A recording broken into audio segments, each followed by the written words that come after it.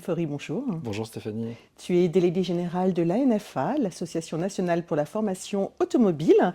Tu es depuis 23 ans dans l'automobile, dont 20 ans chez Stellantis. Tu es un spécialiste des ressources humaines et de la formation. Peux-tu nous retracer en quelques mots ton parcours?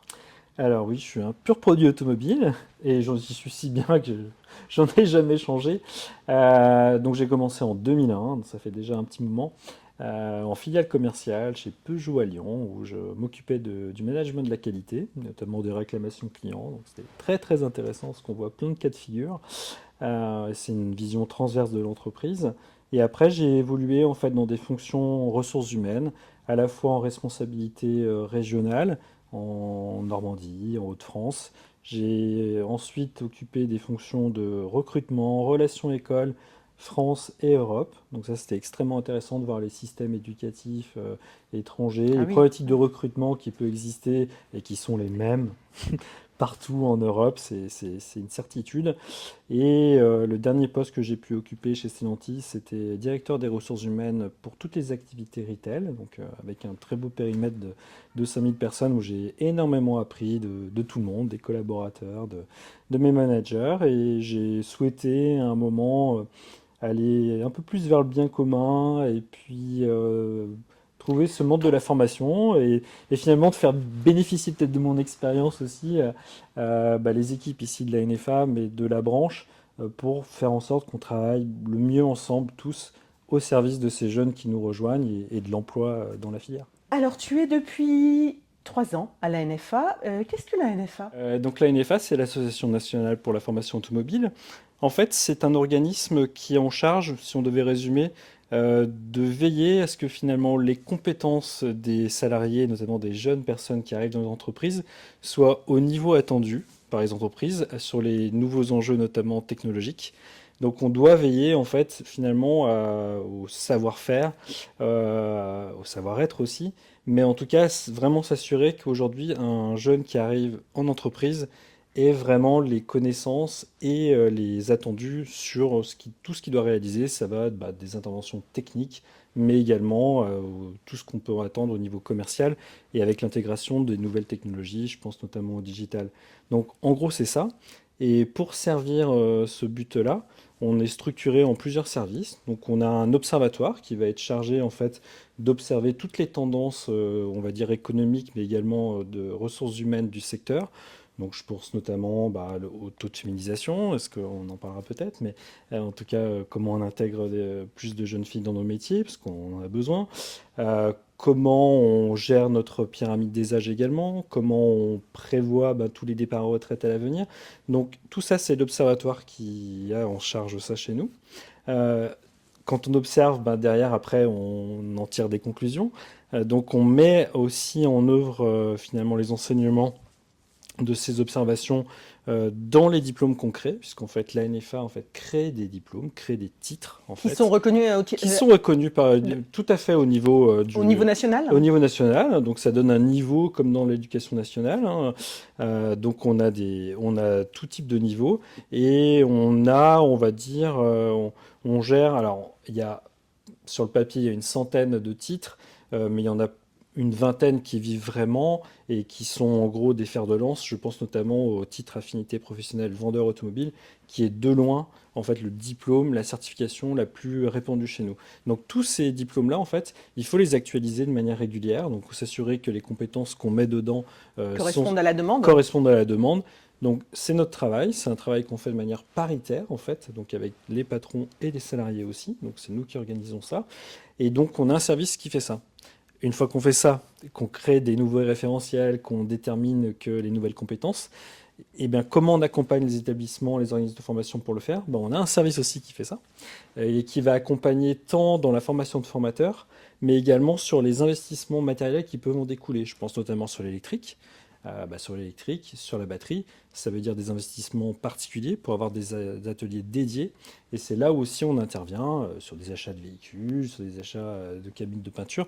On est sur quelque part des activités qui sont assez onéreuses pour un organisme de formation quand on veut former des jeunes dans notre branche, parce que ça veut dire du matériel, des choses assez chères. Donc on a vocation aussi à accompagner à ce niveau-là. Alors, j'ai bien compris que la NFA met en place des certifications. Est-ce que la NFA organise également des examens? Tout à fait. On a un service dédié qui se charge d'organiser tous les jurys d'examen. C'est à peu près 600 examens qui sont organisés jury chaque année pour 5000 personnes qui sont diplômées à la fin. Donc c'est un très gros poste chez nous d'activité. Et en complément, je citerai deux autres services au sein de la NFA assez rapidement. Donc on a un service qui est en charge de la promotion des métiers, de la communication, donc toute notre présence sur les salons, notre présence sur les écrans, sur le digital, peut-être qu'on y reviendra. Et également, pour faire fonctionner tout ça, il faut des équipes sur le terrain. Et on a 16 personnes qui sont réparties dans nos régions en France et qui sont vraiment chargées finalement de déployer et de faire vivre finalement toute la politique de formation de la branche au plus près de la réalité des territoires. Donc, la NFA, c'est un peu l'éducation nationale de l'automobile. On peut dire ça. Vous organisez les programmes, les En, en certifications tout et cas, on est le certificateur et on est le régulateur finalement sur tout le territoire de s'assurer qu'on ait le moins possible de déserts, pas médicaux, mais de déserts en matière scolaire et en tout cas sur nos formations, pour qu'on ait vraiment les entreprises puissent avoir dans leur périmètre des jeunes finalement formés et disponibles. Alors, est-ce que vous travaillez en collaboration justement avec l'éducation nationale? Je pense à des établissements comme le GARAC ou l'ESTACA. Est-ce que vous travaillez avec eux pour mettre en place des programmes qui collent en fait aux besoins du secteur? Alors en fait, on travaille avec eux quand on a besoin de tester, comment dire, de voir la pertinence de développer certaines formations, évidemment. Mais on travaille plus étroitement avec l'éducation nationale sur lesquelles en fait on a notamment œuvré sur toute la refonte de leur diplôme de la filière de maintenance il y a 2 ans maintenant, bientôt. Donc c'est un travail vraiment main dans la main avec à la fois les professionnels évidemment, mais aussi les organismes de formation tels que le GARAC, tels que Mobipolis. Alors, tu m'as dit que vous faites la promotion en fait des métiers de l'automobile. Alors, l'automobile est quand même un secteur en ce moment en pleine transformation, qui connaît de grosses difficultés, pas une semaine sans que l'on entende parler de licenciement. Mais c'est pourtant, et ça on le sait moins, un secteur qui recrute, c'est un peu paradoxal quand même. Comment tu l'expliques? Alors, c'est une très bonne remarque. C'est pourquoi on essaye d'intervenir le plus possible. En fait, on l'explique que aujourd'hui, il y a ce discours ambiant qui est très pessimiste en fait sur le secteur automobile. Mais si on regarde objectivement, ça touche surtout l'industrie, l'amont de la filière, avec des implantations finalement industrielles qui ont disparu, en tout cas qui ont fortement décru en France. Quand dans le même temps, avec un âge moyen finalement des véhicules, un parc voilà, qui est proche des 12 ans d'âge, et ben on a des activités après-vente qui se multiplient, donc un besoin d'entretien qui est vraiment beaucoup plus fort qu'avant, et donc du coup une demande très très forte au niveau des concessions. J'en veux pour preuve le délai parfois qu'il faut avoir pour avoir un rendez-vous. Voilà, on est vraiment sur des activités où on a de la pénurie. Alors, quelles sont les activités les plus tendues des mécaniciens, là, j'imagine, Donc, vu l'âge du parc si on automobile? devait citer un top 3 des métiers les plus demandés et où c'est le plus tendu, on va retrouver les mécaniciens, effectivement, les techniciens experts, donc tous ceux qui sont vraiment sur l'expertise de diagnostic, et la carrosserie peintre. Alors, les véhicules électriques nécessitent moins d'entretien. Est-ce que former des jeunes à être mécaniciens avec l'électrification du parc, est-ce que c'est pas les condamner au chômage par la suite? Pas du tout. En fait, en tout cas à l'heure actuelle et pour quelques années, notre objectif c'est de les former aux deux technologies. Euh, Avec l'âge moyen du parc de 12 ans, les perspectives qu'on peut avoir, que même ça continue un petit peu à augmenter cet âge-là, on se situe vraisemblablement plutôt vers un horizon 2050 où on n'aurait plus de véhicules thermiques dans le parc. Donc ça veut dire que d'ici là, il faut être capable de travailler sur le thermique et l'électrique. Donc finalement, des jeunes qui intègrent aujourd'hui nos formations, ils vont avoir finalement cette double compétence-là. Donc non, au contraire, c'est même de l'intérêt supplémentaire, ils vont pouvoir bosser sur deux technologies. On dit souvent que les jeunes aujourd'hui, tout au long de leur carrière, vont devoir changer plusieurs fois de métier. Ça va être le cas aussi dans l'automobile. En tout cas, ça va évoluer beaucoup plus vite. Donc j'imagine beaucoup de formation continue.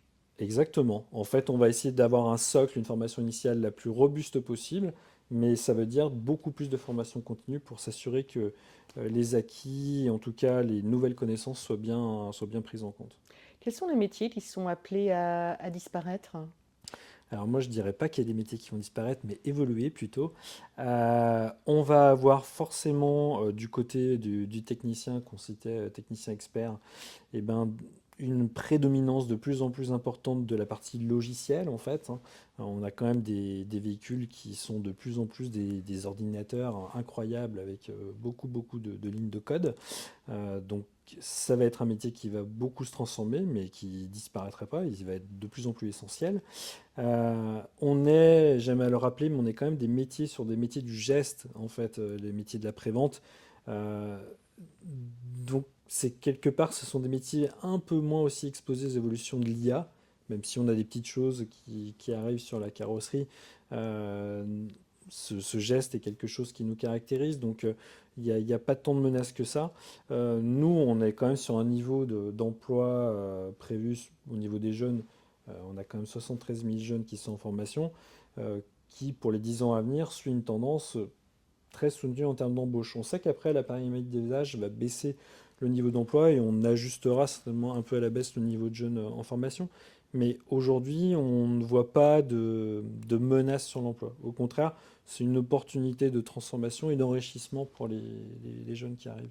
Et quels sont, à contrario, les emplois qui sont en plein essor? Est-ce que, par exemple, je pense au recyclage, parce que j'ai reçu dans l'épisode précédent de Trajectoire Florence Bayeul, est-ce que le recyclage, ça va être en plein essor et y en a-t-il d'autres? Alors, on n'en parle pas assez. Alors, je citais technicien expert, on en aura de plus en plus besoin. Et ça, c'est une certitude avec des interventions d'entretien type vidange qui vont de plus en plus décroître. Donc ça, c'est sûr que ça va se faire à leur profit. Et c'est bien de le souligner. En fait, on a vraiment tout ce pan de l'économie circulaire qui va de plus en plus monter en force. On voit, il y a des obligations d'utilisation de pièces de réemploi, notamment de certaines réparations. Donc on voit bien que tout ce qu'on va pouvoir récupérer sur les véhicules de plus en plus ben, sera recommercialisé ou arrivera finalement dans les ateliers au moment de la réparation. Donc tout ce métier du recyclage qui se professionnalise de plus en plus, on assiste vraiment à des groupes d'ailleurs qui deviennent de plus en plus gros, vont être capables de traiter finalement toute cette chaîne de valeur alors qui n'est pas nouvelle, hein, les casses c'est assez ancien, mais en tout cas c'est un métier qui commence à prendre de l'essor et surtout qui commence à être regardé un peu différemment. Voilà, ça se raccorde avec cette quête un petit peu de sens, ou en tout cas de ne pas gaspiller aussi des choses qui font écho chez les jeunes aujourd'hui. Je lisais dans un article que près de la moitié des emplois du secteur automobile dans 10 ans n'existent pas encore aujourd'hui. C'est exact. Je ne sais pas, je ne sais pas qui est l'auteur de cette étude-là. C'est globalement vrai pour tous les secteurs d'activité. On est dans des écosystèmes Qui qui évolue vont tellement vite. très très vite. Bah oui, oui. Donc voilà. On n'a pas forcément cette perception-là, mais on peut par extension se dire que des nouveaux métiers, je pense notamment à, on l'assiste un petit peu dans la prévente, ça, les vidéos checkers notamment, c'est ces personnes qui font le tour du véhicule avec une vidéo pour expliquer un devis, pour déclencher une vente parfois supplémentaire. Bon, il y a 5 6 ans, ça n'existait absolument pas, donc on peut imaginer que ça devient des jobs à part entière. Donc oui, ils existent certainement pas encore, tous ces jobs-là. Alors on vient de le voir, effectivement l'automobile recrute, mais on ne le sait pas encore suffisamment. Pour faire savoir que les services de l'automobile recrutent, la NFA a créé une plateforme d'offres d'emploi unique pour les entreprises et les demandeurs d'emploi qui s'appelle Job to Move. Il y a plus de 7300 annonces sur ce site, mais ça n'existait pas. Non, en fait, ça existait, mais de manière très dispersée. Puisqu'en fait, au sein de la filière, hein, aval des services automobiles, il y avait plusieurs sites emploi, ça paraît fou comme ça, mais plusieurs sites emploi en fait qui existaient. Donc, un géré par l'UNEFA, un autre par un autre organisme, un autre pour tout ce qui était deux roues.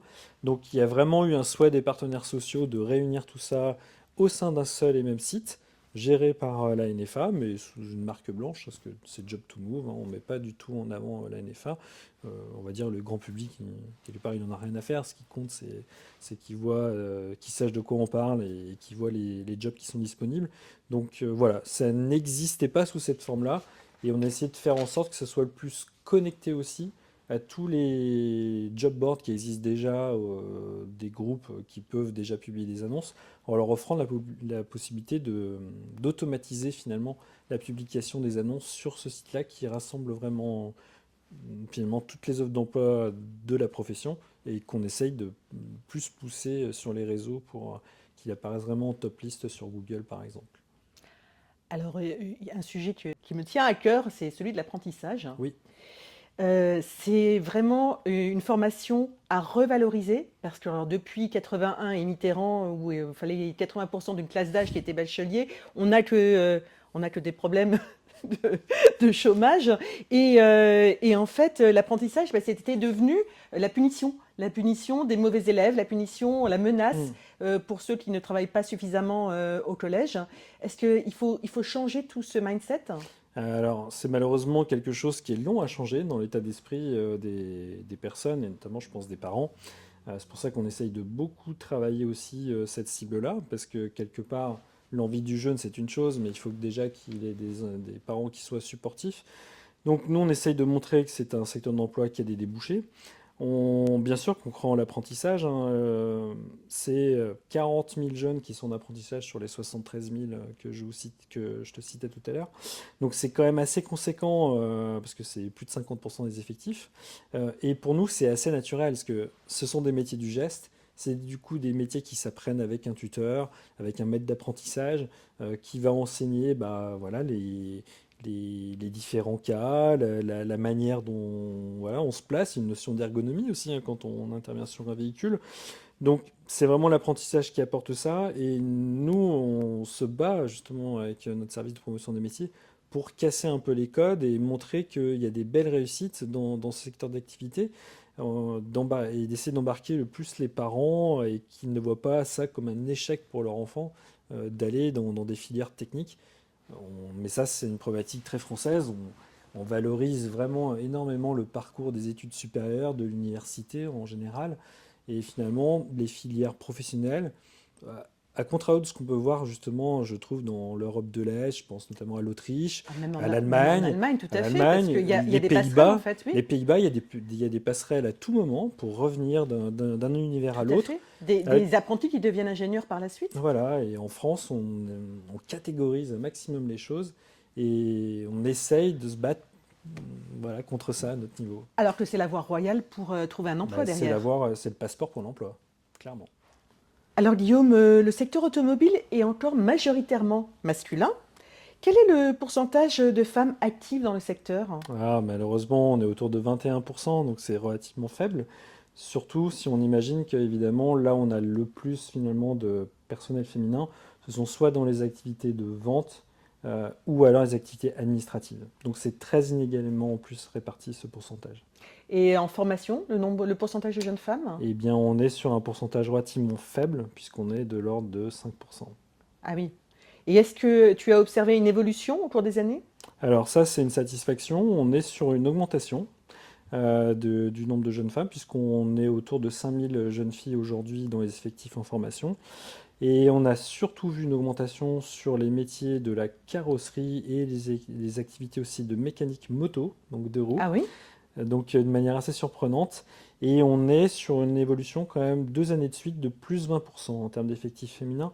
Donc pour nous, c'est un signal qu'on observe quand même avec beaucoup d'attention, en se disant que peut-être, on l'espère, c'est aussi bah, toutes ces actions de communication qu'on a pu faire. Je pense le Garac fait Avec le le Girls Girls Day, Day, oui. exactement. Du coup, il y a beaucoup d'autres établissements qui sont mis à faire ça aussi également. Donc c'est vertueux parce que du coup, d'autres le font. Et je pense que ça a un impact. Et sans compter quand même des figures féminines très présentes sur l'influence, sur les réseaux sociaux, qui permettent quand même pas mal d'identification. Et voilà, c'est quelque chose à pas occulter.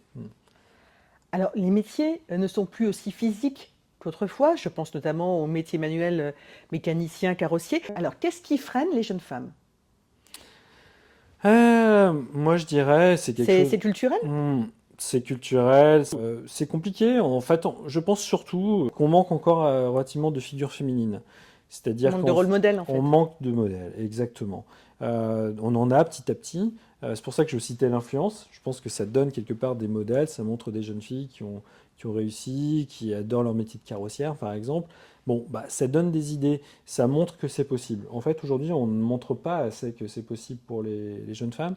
Et puis, on a quand même aussi un autre quand même, angle sur lequel travailler, mais ça, c'est plus du côté des entreprises.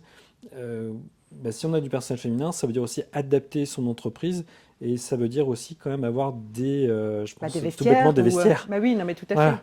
Et aujourd'hui, on a quand même malheureusement encore trop des lieux de travail où bah, il n'y a pas le vestiaire qui va bien et bah, c'est pas très engageant, quoi, hein. Donc il y a des conditions aussi minimum à créer avec un environnement de travail plus adapté. Alors, tu parlais de rôle modèle pour les jeunes femmes, mais est-ce qu'il ne faudrait pas aussi parler aux parents et aux enseignants qui ont cette image de l'automobile qui est quelque chose pour les garçons en fait? Bah, complètement. Alors, le mot est à la mode, mais on essaye de déconstruire un peu tous ces clichés-là. On a une présence qui est assez forte dans les collèges, parce que c'est là que tout ça se passe, hein. Donc, on a une présence de nos responsables territoriaux qui interviennent beaucoup dans les collèges pour justement battre en brèche bah, toutes ces idées reçues hein, sur l'emploi au féminin au sein des secteurs du service automobile. Euh, donc, on s'attaque à ça voilà, par nos responsables territoriaux, mais on a également quand même beaucoup d'actions sur les réseaux sociaux pour mettre en avant bah, le plus possible des parcours, des jeunes filles qui ont réussi, pour bah, petit à petit ben, montrer que oui, on peut y aller, quoi, c'est safe. Alors, est-ce que c'est pas aussi générationnel, hein, ce frein, en se disant oui, bah, l'automobile c'est has-been, l'automobile ça pollue, enfin bon, tous ces clichés qu'on Alors, entend. ouais, complètement. Alors, on doit lutter un peu contre ça parce qu'effectivement, avec tout le car bashing qu'il y a pu avoir, on a l'image du métier sale, quelque part du garagiste qui va vous enfumer entre guillemets. Enfin, c'est vrai, il y a quelque part ces représentations-là. Donc nous, on combat tout ça. En fait, nous, ce qu'on veut donner comme contre-exemple, c'est que ce sont des métiers au contraire de proximité, des métiers qui ont du sens, parce que finalement on s'occupe de la mobilité, de prendre soin de la mobilité des gens, donc que ce soit du deux roues ou du quatre roues, et ça a un impact, parce que la voiture, la mobilité, c'est au quotidien dans des millions de Français, et quelque part bah, d'être la personne qui en prend soin, qui permet bah, à la personne de continuer son chemin voilà, en maintenant son véhicule, bah, c'est quelque chose d'assez noble et c'est quelque chose de proximité parce que c'est aussi une de nos forces, c'est que nos métiers sont représentés partout sur le territoire. Et souvent, le garage, c'est quand même un des derniers commerces de proximité qui peut exister dans un village ou en tout cas une petite ville. Donc, c'est vraiment des emplois importants qui ont du sens. Et aujourd'hui, on sait aussi que l'environnement, c'est important pour les jeunes, mais la notion de sens, de l'utilité de ce pourquoi je travaille l'est aussi. Tout Donc à on fait. essaye de mettre en avant ça. Alors, est-ce que la transformation du secteur, la part grandissante des nouvelles technologies, comme on parlait tout à l'heure des logiciels embarqués, par exemple, va créer des opportunités pour les jeunes femmes? Alors complètement, parce que je pense que ça peut lever certains freins, parce que justement pour des jeunes filles qui auraient voilà, des a priori sur le côté, quelque part, travail un peu basique, salissant, pas très, voilà, peut-être pas très intéressant physique, c'est intéressant de se dire, bah oui, c'est système embarqué, d'évoluer sur des postes de technicien expert, comme je le disais tout à l'heure, ça peut donner de l'intérêt. Après, pour ça, quand même, il faudrait qu'aussi que toute la filière technologique, et notamment d'ingénierie en France, accueille plus de filles qu'elle ne l'accueille Oui, mais alors aujourd'hui. tout ça se joue au collège au moment de C'est- l'orientation. ça se joue très très tôt. Donc on a des partenariats avec notamment avec le NICEP pour justement essayer de faire en sorte qu'on entende parler de nous le plus tôt possible. Alors, on parle beaucoup d'attirer les jeunes femmes. Est-ce que la mixité, tu la considères comme un levier de performance? Ah, c'est complètement un levier de performance.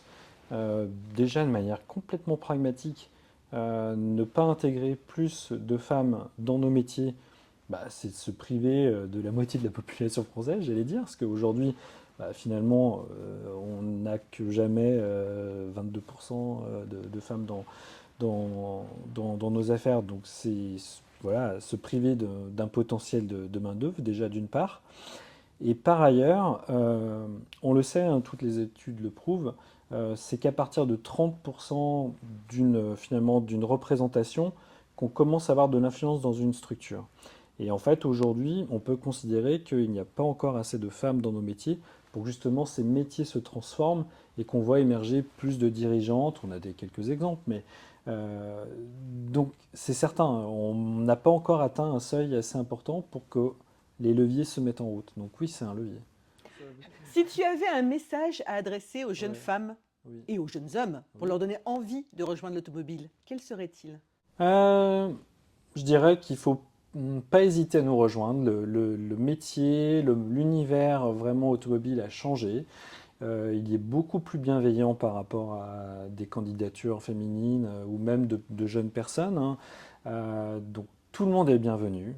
C'est rejoindre en fait une filière qui a besoin d'elle et d'eux en général, euh, et qui va participer en fait à sa transformation. Donc c'est quelque chose d'assez intéressant puisqu'en fait on est sur une pente ascendante où on est en train de changer beaucoup de choses. Donc je dirais que c'est sympa de faire partie de cette aventure-là et de venir finalement jouer le rôle de modèle pour plein de jeunes filles par la suite qui voudront aussi aller dans ces métiers du service, de la clientèle. Tu es très engagé dans l'association Wave, les ailes de l'auto. En quoi considères-tu l'action de Wave comme importante? Eh bien pour moi c'est une action très importante parce qu'on voit que pour faire bouger les choses, il faut investir beaucoup de temps. Euh, et toutes les organisations n'en ont pas forcément. Et d'avoir en fait une organisation, une association qui est vraiment dédiée à ce sujet-là, qui justement fait en sorte de finalement chaque année de d'élire des rôles modèles avec les prix de femmes de l'année, c'est vraiment quelque chose d'important parce que ça montre que c'est possible, ça montre des histoires de réussite au féminin. Et pour moi, c'est très important qu'on puisse s'associer, continuer à essayer de développer un maximum les actions de Wave. Et on est très heureux à la NFA de pouvoir participer d'une manière que ce soit, à toutes les actions qui sont faites et qui sont nombreuses, notamment en région. Merci Guillaume. Merci.